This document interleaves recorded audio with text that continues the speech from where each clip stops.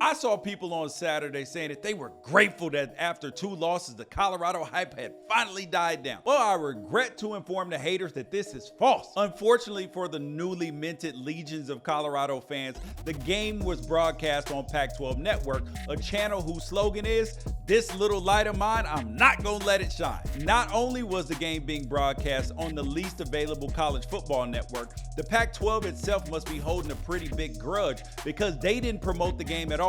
The very first Colorado highlight on the Pac-12 Network Twitter came after the game-winning field goal had gone through the uprights. Meanwhile, Fox Sports didn't even have the rights to this game, and they were posting highlights of Shedeur Sanders getting tackled by defensive backs he has 4 inches and 40 pounds on like they were part of a Heisman reel. It's possible that George Kliavkoff and the Pac-12 have a grudge against the teams that decided to leave while TV rights negotiations were going on, but not promoting your biggest draw is the type of behavior that has all these schools running off to a different conference in the first place. So for those of you that didn't get to see the Buffaloes get a win over Arizona State, here is what you missed.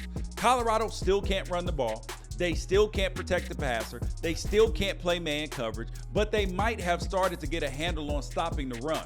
The one positive thing that hasn't changed and that has been the biggest part of their success this year is Shedeur Sanders making big-time plays when it matters the most. His 50-yard bomb to Javon Antonio with less than a minute left set up the Buffs' game-winning field goal. Now let's recap some of the drama that came out of this game though.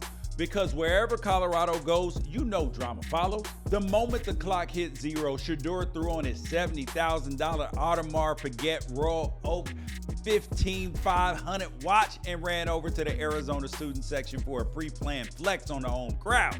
How do we know it was pre-planned and not a reaction to a particularly nasty, vulgar crowd? Well, his older brother Dion Jr. filmed the whole thing. The blowback from this was wild.